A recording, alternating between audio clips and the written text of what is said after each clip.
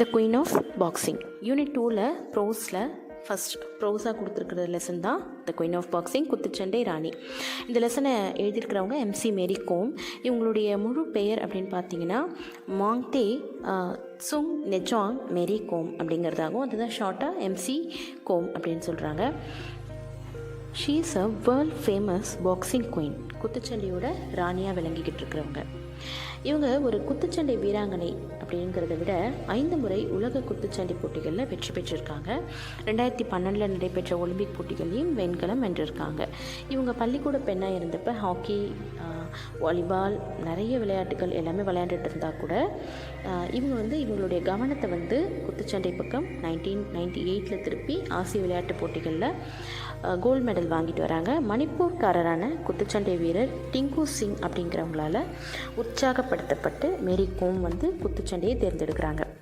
2001 அமெரிக்காவில் உள்ள பென்சில்வேனியாவில் நடைபெற்ற குத்துச்சண்டை போட்டியில் வெள்ளிப்பதக்கம் வென்று 6 உலக குத்துச்சண்டை போட்டிகளில் ஒவ்வொருலையும் பதக்கம் வென்ற ஒரே வீராங்கனை அப்படிங்கிற பெருமையை பெற்றிருக்கிறவங்க எம்சி மேரி கோம். விளையாட்டுத்துறையில் இவங்க படைத்த சாதனைகளுக்காக அவங்களுக்கு 2010 இந்தியன் கவர்மெண்ட் பத்மஸ்ரீ விருது கொடுத்து கௌரவிச்சிருக்காங்க.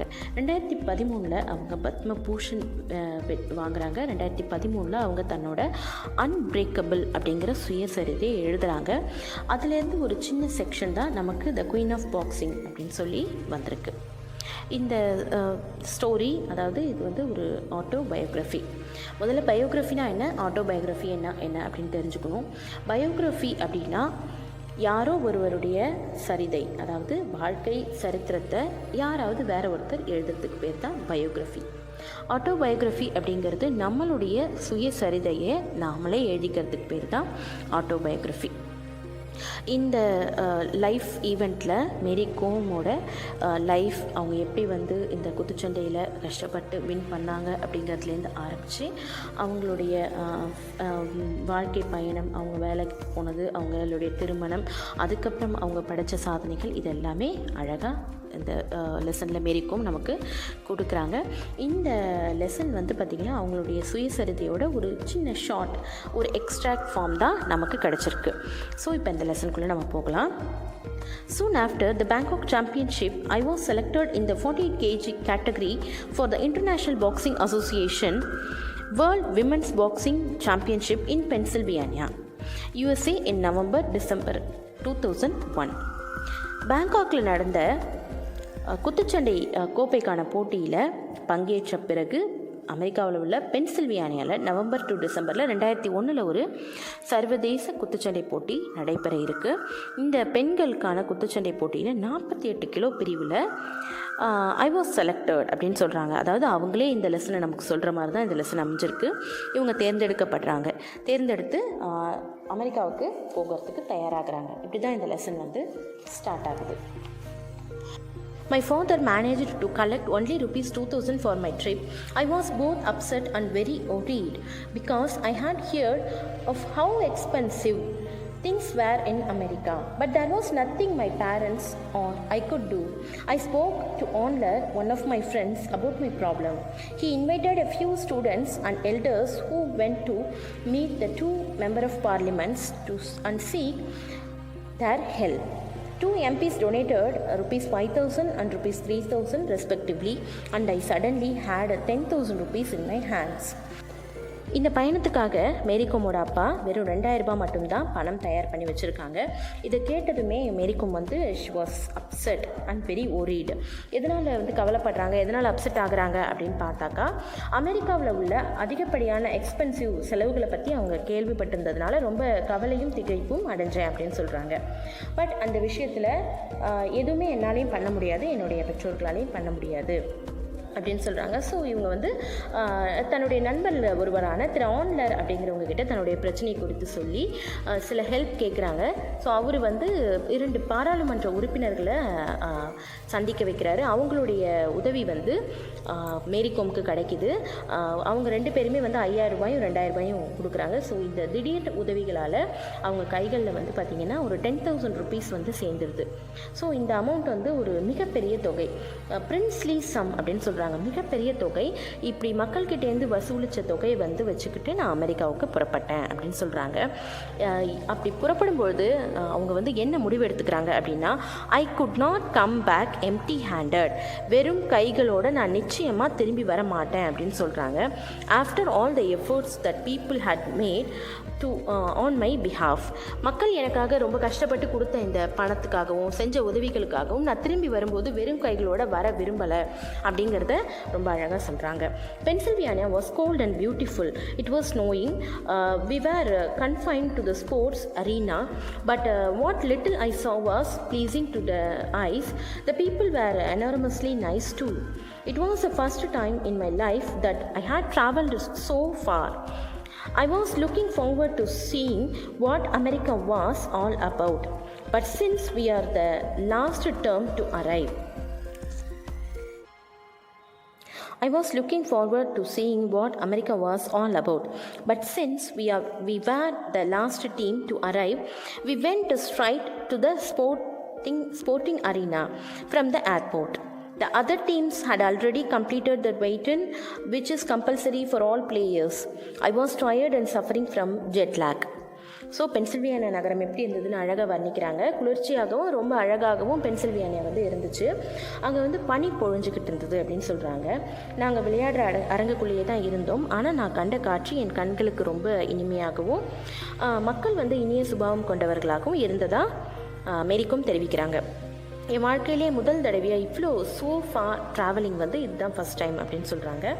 அமெரிக்கா எப்படி இருக்கும் அப்படிங்கிற ஒரு ஆர்வத்தில் அவங்க இருக்கிறாங்க. விமான நிலையத்திலேருந்து நேரடியாகவே ஸ்போர்ட்ஸ் அரீனா அப்படின்னா அந்த விளையாட்டு அரங்கம், இந்த போட்டிகள்லாம் நடைபெற இந்த இடம், அந்த இடத்துக்கு வருகை தந்ததுனால நேரடியாக அந்த விளையாட்டுகளுக்கு போக வேண்டிய கட்டாயம் ஏற்படுது.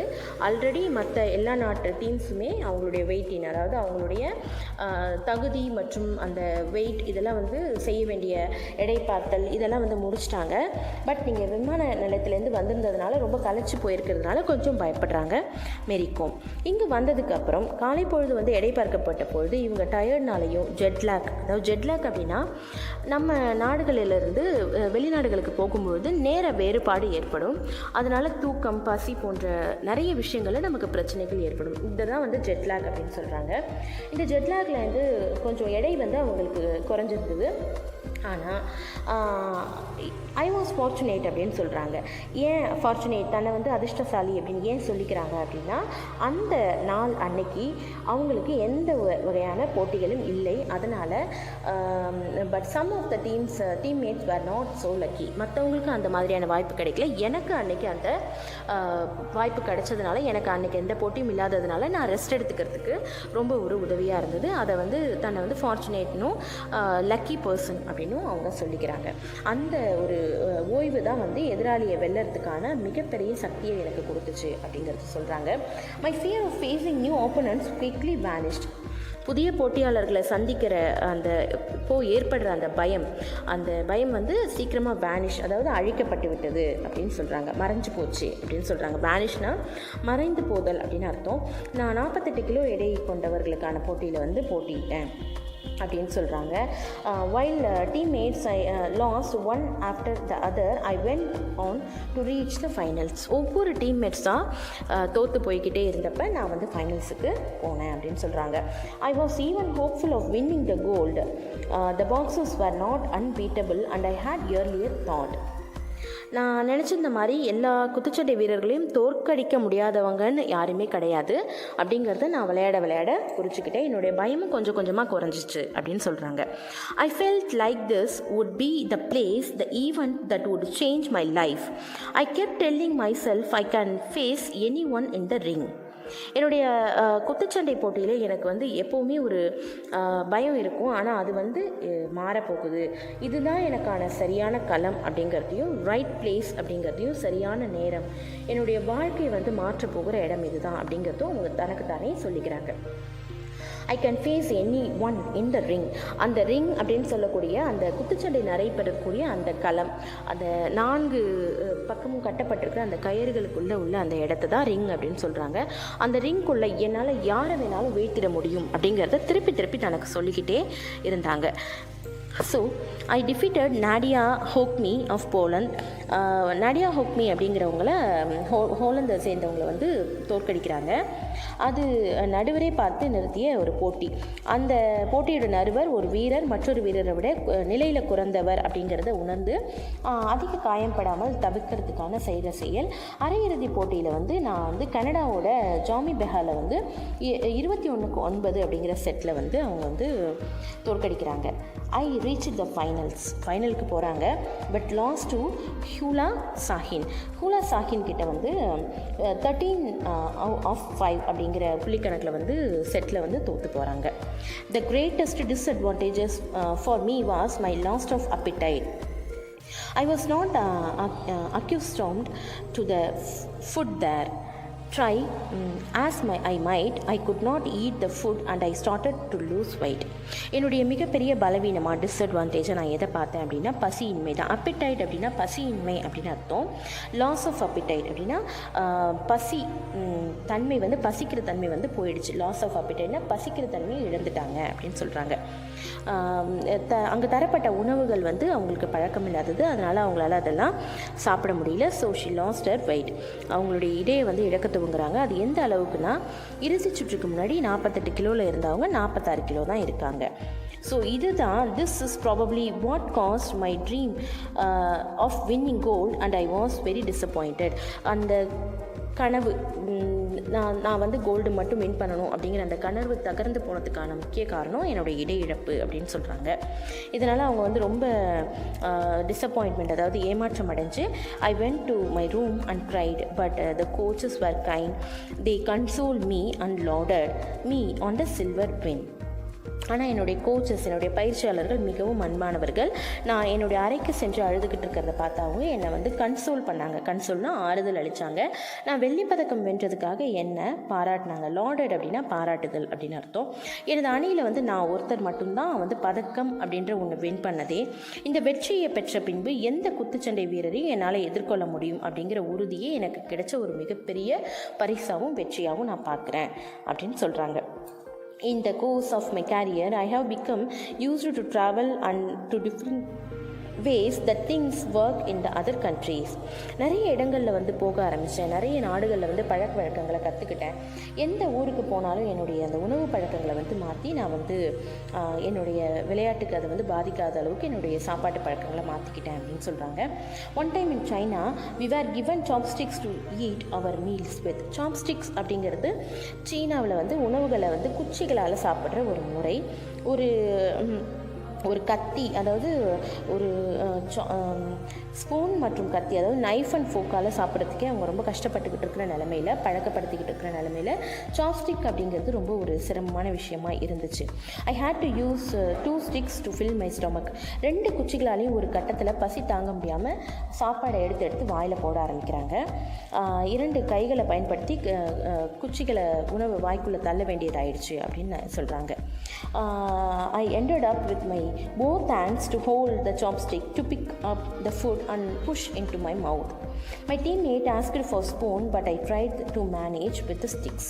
என்னுடைய டீம்மேட்ஸ் வந்து என்னை வந்து ஸ்பூனால் சாப்பிட சொன்னாங்க. பட் இதையும் நான் கற்றுக்க விரும்புகிறேன், அதனால் நான் அந்த சாப்ஸ்டிக்காலேயே சாப்பிட்டேன் அப்படின்னு சொல்கிறாங்க. It helped that I really enjoy Chinese food. அது கற்றுக்க ஆரம்பித்ததுக்கப்புறம் உண்மையிலேயே சைனீஸ் ஃபுட்டை சாப்பிட்றதுக்கு அந்த சாப்ஸ்டிக்ஸ் உதவும் அப்படிங்கிறத நான் பிடிச்சிக்கிட்டு அதை ரொம்ப வந்து விரும்பி செய்ய ஆரம்பித்தேன் அப்படின்னு சொல்கிறாங்க. I was hungry enough that I managed the complex work required. I ate enough to sate my appetite and my palate. என்னுடைய பசியை ஆற்றும் விதமாகவும் எனக்கு ருசியோடு பிடிச்ச உணவுகளை வந்து போதுமான அளவுக்கு சாப்பிட்றதுக்கு இது வந்து எனக்கு ரொம்ப உதவுச்சு அப்படின்னு சொல்கிறாங்க. After 5 years of traveling I started taking along some packed food from home. கொஞ்ச நாட்களில் வந்து ஒரு 5 yearsக்கு அப்புறம் நான் என்னுடைய வீட்டிலேருந்து உணவுகளை வந்து எடுத்துகிட்டு போகிறதுக்கு பழக்கப்படுத்திக்கிட்டேன் அப்படின்னு சொல்கிறாங்க. She is a world famous boxing queen. குத்துச்சண்டையோட ராணியாக விளங்கிக்கிட்டு இருக்கிறவங்க. இவங்க ஒரு குத்துச்சண்டை வீராங்கனை அப்படிங்கிறத விட 5 முறை உலக குத்துச்சண்டை போட்டிகளில் வெற்றி பெற்றிருக்காங்க. 2012 நடைபெற்ற ஒலிம்பிக் போட்டிகளையும் வெண்கலம் வென்றிருக்காங்க. இவங்க பள்ளிக்கூட பெண்ணாக இருந்தப்போ ஹாக்கி, வாலிபால், நிறைய விளையாட்டுகள் எல்லாமே விளையாண்டுட்டு இருந்தால் கூட இவங்க இவங்களுடைய கவனத்தை குத்துச்சண்டை பக்கம் 1998 திருப்பி ஆசிய விளையாட்டு போட்டிகளில் கோல்டு மெடல் வாங்கிட்டு வராங்க. மணிப்பூர்காரரான குத்துச்சண்டை வீரர் டிங்கு சிங் அப்படிங்கிறவங்களால உற்சாகப்படுத்தப்பட்டு மேரி கோம் குத்துச்சண்டையை தேர்ந்தெடுக்கிறாங்க. 2001 அமெரிக்காவில் உள்ள பென்சில்வேனியாவில் நடைபெற்ற குத்துச்சண்டை போட்டியில் வெள்ளிப்பதக்கம் வென்று 6 உலக குத்துச்சண்டை போட்டிகளில் ஒவ்வொருலேயும் பதக்கம் வென்ற ஒரே வீராங்கனை அப்படிங்கிற பெருமையை பெற்றிருக்கிறவங்க MC மேரி கோம். விளையாட்டுத்துறையில் இவங்க படைத்த சாதனைகளுக்காக அவங்களுக்கு 2010 இந்தியன் கவர்மெண்ட் பத்மஸ்ரீ விருது கொடுத்து கௌரவிச்சிருக்காங்க. 2013 அவங்க பத்ம பூஷன் வாங்குறாங்க. 2013 அவங்க தன்னோட அன்பிரேக்கபிள் அப்படிங்கிற சுயசரிதை எழுதுகிறாங்க. அதுலேருந்து ஒரு சின்ன செக்ஷன் தான் நமக்கு த குயின் ஆஃப் பாக்ஸிங் அப்படின்னு சொல்லி வந்திருக்கு. இந்த ஸ்டோரி, அதாவது இது ஒரு ஆட்டோபயோகிராஃபி. முதல்ல பயோகிராஃபினா என்ன, ஆட்டோபயோகிராஃபி என்ன அப்படின்னு தெரிஞ்சுக்கணும். பயோகிராஃபி அப்படின்னா யாரோ ஒருவருடைய சரிதை, அதாவது வாழ்க்கை சரித்திரத்தை யாராவது வேற ஒருத்தர் எழுதுறதுக்கு பேர் தான் பயோகிராஃபி. ஆட்டோபயோகிராஃபி அப்படிங்கிறது நம்மளுடைய சுயசரிதையை நாமளே எழுதிக்கிறதுக்கு பேர் தான் ஆட்டோபயோகிராஃபி. இந்த லைஃப் ஈவெண்ட்டில் மேரி கோமோட லைஃப், அவங்க எப்படி இந்த குத்துச்சண்டையில் கஷ்டப்பட்டு வின் பண்ணாங்க அப்படிங்கிறதுலேருந்து ஆரம்பித்து அவங்களுடைய வாழ்க்கை பயணம், அவங்க வேலைக்கு போனது, அவங்களுடைய திருமணம், அதுக்கப்புறம் அவங்க படைத்த சாதனைகள், இது எல்லாமே அழகாக இந்த லெசனில் மேரி கோம் நமக்கு கொடுக்குறாங்க. இந்த லெசன் பார்த்திங்கன்னா அவங்களுடைய சுயசரிதையோட ஒரு சின்ன ஷார்ட், ஒரு எக்ஸ்ட்ராக்ட் ஃபார்ம் தான் நமக்கு கிடச்சிருக்கு. ஸோ இப்போ இந்த லெசனுக்குள்ளே நம்ம போகலாம். Soon after the Bangkok Championship, I was selected in the 48 kg category for the International Boxing Association World Women's Boxing Championship in Pennsylvania, USA in November-December 2001. பேங்காக்கில் நடந்த குத்துச்சண்டை கோப்பைக்கான போட்டியில் பங்கேற்ற பிறகு அமெரிக்காவில் உள்ள பென்சில்வேனியாவில் நவம்பர் டு டிசம்பரில் 2001 ஒரு சர்வதேச குத்துச்சண்டை போட்டி நடைபெற இருக்குது. இந்த பெண்களுக்கான குத்துச்சண்டை போட்டியில் 48 கிலோ பிரிவில் ஐ வாஸ் செலக்டட் அப்படின்னு சொல்கிறாங்க. அதாவது அவங்களே இந்த லெசனை நமக்கு சொல்கிற மாதிரி தான் இந்த லெசன் அமைஞ்சிருக்கு. இவங்க தேர்ந்தெடுக்கப்படுறாங்க. தேர்ந்தெடுத்து அமெரிக்காவுக்கு போகிறதுக்கு தயாராகிறாங்க. இப்படி தான் இந்த லெசன் ஸ்டார்ட் ஆகுது. Then, on my return, Delhi gave me a warm welcome at the airport. Back to Impal, I was greeted with the garlands and trumpets and dancing. There was a victory ride across town. A felicitation program was held in Langol, an area that houses of the government quarters. Thanksgiving prayers were said and words of praise and adulation were showered on me. அந்த பேங்காக்லேருந்து இவங்க திரும்பின பொழுது நாடு தழுவிய அளவில் அவங்களுக்கு உற்சாகமான வரவேற்பு எங்கே கொடுக்கப்படுதுன்னா டெல்லி ஏர்போர்ட்டில் கொடுக்கப்படுது. பேக் டு இம்பாலுக்கு அவங்க திரும்பின பிறகு மாலைகளாலேயும், அதாவது கார்லாண்ட்ஸ் மாலைகளாலையும், டம்பெட்ஸ் அதாவது மேலதாள வாத்தியங்களாலேயும், டான்ஸஸ் அதாவது நடனங்களாலேயும் வரவேற்கப்படுறாங்க. நகர் முழுக்க அவங்க வெற்றி உலா, அதாவது ஃபெலிசிட்டேஷன் அப்படின்னா டவுனை சுற்றி அவங்கள ஒரு வாகனத்தில் ஏற்றி ரொம்ப ஒரு பெருமைக்குரிய ஒரு வெற்றி விழா கொண்டாடப்பட்டுச்சு. அரசு அலுவலகங்கள் எல்லாம் இருந்த ஒரு லங்கோல் அப்படிங்கிற ஒரு ஊரில் ஒரு பாராட்டு விழாவும் ஏற்பாடு செய்யப்பட்டிருந்துச்சு. நன்றி செலுத்தும் அந்த பிரார்த்தனைகள் செய்யப்பட்டு புகழுரை, வாழ்த்துக்கள், இதையெல்லாம் அவங்க மேலே என்ன பண்ணாங்கன்னா were showered on me அப்படின்னு சொல்கிறாங்க. பூக்கள் மாதிரி இந்த புகழுரையும் இந்த வாழ்த்துக்களும் அவங்க மேலே பொழியப்பட்டுச்சு அப்படின்னு சொல்கிறாங்க. ஓஜா இம்போஜா was there, அங்கே இருந்தாங்க. Also presented and was duly felicitated. அவங்களும் பாராட்டப்பட்டாங்க அப்படின்னு சொல்கிறாங்க. When I spoke to the people in Langol that day, I spoke of my hope that I would win gold in future tournaments. அந்த மக்கள் என் மேலே காட்டின அந்த அன்புலையும் அந்த பாசத்தையும் பார்த்து நான் அவங்க எல்லாருக்கிட்டேயும் பேசினேன். அப்போ நான் சொன்னேன், இனி எதிர்வரும் காலங்களில் உள்ள போட்டிகளில் நான் நிச்சயமாக தங்கப்பதக்கம் வெல்லுவேன் அப்படின்னு அவங்களுடைய ஹோப்ஃபுல்லான ஒரு ஸ்பீச்சை கொடுத்துட்டு வராங்க. The first international medal, a silver, will always mean a lot to me.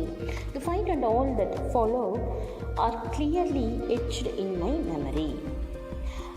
அவங்க வாழ்க்கையில் சர்வதேச போட்டிகளில் வாங்கின அந்த வெள்ளி பதக்கம் தான் ரொம்ப முக்கியமான ரொம்ப ஒரு மீனிங் கொடுக்கக்கூடிய, வாழ்க்கைக்கு அர்த்தம் கொடுக்கக்கூடிய ஒரு பதக்கம் அப்படின்னு சொல்கிறாங்க. தட் ஃபைட், அந்த சண்டையும் அதன் தொடர்ச்சியான அந்த நிகழ்வு அவங்களுடைய மைண்டில் கிளியர்லி இட்ச்டு இன் மை மெமரி அப்படின்னு சொல்கிறாங்க. அவங்களுடைய மனதை என்றைக்குமே அரிச்சுக்கிட்டு அவங்க மனத்தில் என்றைக்குமே நீங்காத நினைவோடு இருக்கிற ஒரு நிகழ்வு அப்படின்னு ரொம்ப அழகாக அந்த இடத்துல எக்ஸ்பிளைன் பண்ணுறாங்க. I was not happy with the silver, எனக்கு வெள்ளி பதக்கத்தோடு நான் திரும்பி வந்ததில் நான் திருப்தி அடையலை அப்படின்னு சொல்கிறாங்க. As I touched it down in India, I vowed that the next time I would bring back a gold, I knew I was good enough. நான் வெள்ளி பதக்கத்தோடு இந்தியாவுக்கு இறங்கினப்ப நான் ஒரு உறுதி ஏற்றுக்கிட்டேன், இனிமேல் நான் தங்கப்பதக்கங்கள் மட்டும்தான் வாங்கணும், அதுக்கான தகுதியோடு நான் இருக்கேன் அப்படின்னு அவங்க இந்த முறை முடிவெடுத்துக்கிட்டாங்க. Silver in Pennsylvania and the prize money from the government had put an end to my immediate financial worries. But I wanted a job too, for that alone can bring long-term security and a steady income. Also, around the time that I was getting married, I had no savings except a couple of life insurance policies. After my second World Championship gold, the Manipur government offered me the post of sub-inspector, which I accepted in 2005. பென்சில்வேனியாவில் அந்த வென்ற வெள்ளி பதக்கமும் அரசு தந்த அந்த பரிசு தொகையும் தான் அவங்களுடைய இம்மீடியட் ஃபினான்ஷியல் ஒரீஸ், அதாவது உடனடியான பொருளாதார சிக்கல்களை முடிவு கட்டுறதுக்கு ஒரு மிகப்பெரிய ஒந்துகோலாக இருந்தது. But I wanted a job too, ஆனால் நான் ஒரு பாதுகாப்பான வேலையை விரும்பினேன், அதுதான் என்னுடைய லாங் டேர்ம் செக்யூரிட்டி, அதாவது நீண்ட கால பாதுகாப்புக்கும் ஸ்டடி இன்கம் நிரந்தர வருமானத்துக்கும் ஒரு வாய்ப்பாக அமையும் அப்படின்னு நான் முடிவு பண்ணிக்கிட்டேன். என்னிடம் 2 ஆயுள் காப்பீடு பத்திரங்கள், அதாவது 2 LIC லைஃப் இன்சூரன்ஸ் பாலிசிஸ் தவிர வேறு எதுவுமே என்னுடைய சொத்தாக இல்லை அப்படின்னு சொல்கிறாங்க. Accept a couple of life insurance policies, I had no savings. After my second World Championship gold, the Manipur government offered me the post of sub-inspector. என்னுடைய 2வது உலகப் போட்டியில் நான் தங்கம் வென்ற பிறகு மணிப்பூர் கவர்மெண்ட் எனக்கு சப் இன்ஸ்பெக்டர், அதாவது காவல்துறையில் உதவி ஆய்வாளர் பணியை அளிக்கிறாங்க. அதை இவங்க 2005 ஏற்றுக்கிறாங்க. I had long dreamt of getting a government job through a sports quota and it was finally fulfilled. நான் ரொம்ப காலமாக ஒரு கனவு கண்டுக்கிட்டு வந்தேன், அதுதான் இன்றைக்கி நிறைவேறுச்சு. அது நான் எனக்காக எதிர்பார்த்த ஒரு அரசு வேலை அப்படின்னு சொல்கிறாங்க. I earned a salary of rupees 15,000 in the first job. The thing about jobs that are obtained through the sports quota is that we are not required to go into work as regularly as our colleges, because we tend to be away at camps and tournaments through much of the year. I go to office when necessary, and every time I need to go out of station, I am required to take leave and inform the department. மற்ற அரசு அலுவலர்கள் மாதிரி நான் எப்பவும் ஆஃபீஸில் இருக்கிறது அவசியம் கிடையாது அப்படின்னு சொல்கிறாங்க. எப்பப்பெல்லாம் தேவைப்படுதோ, எப்பப்பெல்லாம் நான் டோர்னமெண்ட்டில் கலந்துக்கிறதுக்கு வாய்ப்பு வருதோ, எப்பப்பெல்லாம் நான் கேம்ப் போகணுமோ அப்போல்லாம் நான் என்னுடைய உயர் அதிகாரிகள்கிட்ட இன்ஃபார்ம் பண்ணிவிட்டு நான் ஆன் டியூட்டியில் அங்கே போய்க்கலாம். மற்ற டைமில் மட்டும்தான் நான் ஆஃபீஸில் இருக்கிற மாதிரியான ஒரு சுச்சுவேஷன் வந்துச்சு அப்படிங்கிறாங்க. இந்த அவங்க ரொம்ப விரும்பி கனவு கண்டு வாங்கின அந்த வேலையில் அவங்க முதல் சம்பளமாக 15,000 ரூபாய் வாங்குகிறாங்க. இதுதான் இவங்களுடைய வேலை மற்றும் அலுவலக முறை அப்படின்னு சொல்லியிருக்காங்க. My medal hall continued after my marriage, pudding and end to speculation among my family and friends around the particular topic. என்னோடய ஃபேமிலி மெம்பர்ஸ், என்னுடைய நண்பர்கள், என்னுடைய குடும்ப உறுப்பினர்கள் எல்லாருக்கும் ஒரு ஸ்பெக்குலேஷன், அதாவது ஒரு மிகப்பெரிய சந்தேகம் வந்துச்சு. அந்த ஸ்பெக்குலேஷனுக்கு நான் ஒரு முற்றுப்புள்ளி வைத்தேன். எப்படி அப்படின்னு கேட்டிங்கன்னா, மெடல் ஹால், அதாவது பதக்கங்களை குவிப்பது மூலயமா திருமணத்துக்கு பிறகும் ஒரு பெண்ணால் சாதிக்க முடியும் அப்படிங்கிறத நான் நிரூபித்தேன். I retained the world title in the 3rd World Women's Boxing Championship at Podolsk in Russia. In 2005, Sarita, who had won the bronze, I were given a hero's welcome at the Imphal airport. We were taken to Bhagichandra Open Air Theatre, where a grand reception was organized. அவங்க எல்லாம் ஆச்சரியப்படுறதுக்கு வகையில் என்னுடைய மெடல்கள், அதாவது பதக்கங்களை குவிக்க ஆரம்பித்தேன். Hall அப்படின்னா குவிக்கிறது அப்படின்னு அர்த்தம். பதக்கங்கள் வாங்கி குவிக்க ஆரம்பித்தேன். ரஷ்யாவில் பொடோல்ஸ்க் நகரில் நடைபெற்ற இந்த 3வது உலக பெண்கள் போட்டியில் நான் உலக அளவில் தங்கப்பதக்கம் வென்றேன். அப்போ வந்து சரிதாவும் அங்கே வந்து பிரான்ஸ், அதாவது வெண்கலம் வந்து வெல்றாங்க. எங்களுக்கு வந்து Imphal ஸ்டேடியமில் Bhagyachandra open air theatre, திறந்த வெளி கலையரங்கிற்கு அழைத்து செல்லப்பட்டு மிகப்பெரிய பிரம்மாண்டமான வரவேற்பு செய்யப்பட்டிருந்துச்சு அப்படின்னு சொல்லி இந்த இடத்துல Mary Kom. Had a good run from 2001 to 4. I won several golds and senior women's boxing championships and the second women's boxing championship 2002 and second Asian women's boxing championship at Hisar in 2003 and the Witch Cup boxing championship at Piast, Hungary. In spite of this, when I got married, everybody was doubtful that my medal hauls wouldn't continue. But after the wedding, I participated in and won a gold in the 3rd and 4th World Women's Boxing Championship in October 2005 and November 2006 அப்படின்னு சொல்கிறாங்க. 2001லேருந்து 2004 வரைக்கும் நான் ரொம்ப வந்து நல்லா என்னுடைய வந்து திறமையை வந்து வெளிப்படுத்தினேன். மகளிர் குத்துச்சண்டை போட்டிகள்லேயும் தங்கப்பதக்கம் வென்றதையும், ஹங்கேரியில் நடைபெற்ற குத்துச்சண்டை போட்டிகளில் தங்கப்பதக்கம் பெற்றதையும், உலக தங்கப்பதக்கம் வந்து வென்றதையும், உலக குத்துச்சண்டை போட்டியில் வந்து பெண்களுக்கான போட்டியில் 4வது 5வது போட்டியில் வந்து நான் ப்ரைஸ் வாங்கினேன். 3rd and 4th, அதாவது 3, 4ல் நான் வாங்கின பதக்கங்களை பற்றியும் ரொம்ப பெருமைப்பட்டேன். எல்லாரும் பட்ட சந்தேகத்துக்கு, திருமணத்துக்கு பிறகு இவங்க விளையாடுவாங்களா அப்படின்ற அந்த சந்தேகத்துக்கு நான் வந்து தங்கம் மூலியமாக முற்றுப்புள்ளி வச்சேன் அப்படின்னு சொல்கிறாங்க. தேர் வேர் a number of other international level championship அப்படின்னு சொல்கிறாங்க. நிறைய சாம்பியன்ஷிப்பில் தைவான், வியட்நாம், டென்மார்க் போன்ற பல தேசங்களில் 2006லேயும் 6 வரைக்கும் நிறைய ப்ரைஸஸ் வந்து இவங்க வின் பண்ணியிருக்காங்க. அது மட்டும் இல்லாமல் 2006 வந்து புது டெல்லியில் நடைபெற்ற 4வது உலகக்கோப்பை போட்டியில் வந்து ருமேனியாவை சேர்ந்த ஸ்டெலுடா டூடாவை தோற்கடித்து வந்து இவங்க வந்து கோல்டு மெடல் வின் பண்ணுறாங்க. இதை தான் இவங்க வந்து தன்னுடைய வாழ்நாளில் மிகப்பெரிய சாதனையாக நினைக்கிறாங்க. She considered one of my greatest achievement, என்னுடைய அச்சீவ்மெண்ட்ஸ்லேயே ரொம்ப வந்து மிகச்சிறந்த ஒரு அச்சீவ்மெண்ட்டாக இதை தான் நினைக்கிறேன் அப்படின்னு சொல்கிறாங்க. It is probably the most memorable for me because I was able to win at home. ஏன் இதை நான் இப்படி நினச்சேன் அப்படின்னா, வின் அட் ஹோம், அதாவது என்னுடைய சொந்த வீட்டில் நான் இந்த வெற்றியை அடைஞ்சதான் நான் நினச்சேன் அப்படின்னு சொல்கிறாங்க. The other Indian boxers also performed exceptionally well. India own 4 golds, 1 silver and 3 bronzes. இவ்வளவு பதக்கங்களை வந்து இந்தியா வந்து வின் பண்ணியிருக்கு. அண்ட் அவர் டீம் ஓன் த ஓவரால் டைட்டிலையும் அதிக பதக்கங்கள் வென்றதுக்கான ஓவரால் டைட்டிலையும் இந்தியா தான் வின் பண்ணுது. இதை வந்து அவங்க ரொம்ப ஒரு பெருமையான விஷயமாக நினைக்கிறாங்க. With this hattrick of world championship wins the media செஸ்ஸாயின் me queen of boxing and magnificent Mary. இதுக்கப்புறம் தான் என்னை வந்து மீடியாக்கள் வந்து குத்துச்சண்டை ராணி அப்படின்னும், மேக்னிஃபிஷியன்ட் மேரி, அதாவது மகத்தான மேரி அப்படின்னும் என்னை பெருமையாக பெயரிட்டு அழைச்சாங்க அப்படின்னு இந்த லெசனை வந்து மேரிகோம் வந்து ஃபினிஷ் பண்ணுறாங்க. இந்த லெசன் மூலியமாக எப்படிப்பட்ட ஒரு கஷ்டமான நிலைமையில் இருக்கிறவங்க கூட அவங்க வந்து ஒரு விஷயத்தை அடையணும் அப்படிங்கிற வெறி கொண்டு அவங்க வாழ்க்கையில் வந்து ஒரு லட்சியத்தை பின்பற்றி செயல்பட தொடங்கினாங்கன்னா நிச்சயமாக அவங்களால அவங்களுடைய வறுமையை தாண்டி வெற்றி பெற முடியும் அப்படிங்கிறதுக்கு மேரிகோமோட வாழ்க்கை வந்து ஒரு மிகச்சிறந்த உதாரணம். அதே மாதிரி நம்ம செய்கிற சாதனை நம்மளுடைய வாழ்க்கை தரத்தை மேம்படுத்தும் அப்படிங்கிறதுலையும் எந்த டவுட்டும் இல்லை. இந்த விஷயத்தை வந்து நம்ம ஸ்டூடெண்ட்ஸ் புரிஞ்சுக்கணும் அப்படிங்கிறதுக்காக தான் இந்த லெசனை 11th ஸ்டாண்டர்ட் இங்கிலீஷில் உங்களுக்கு ஒரு ப்ரோஸாக கொடுத்துருக்காங்க.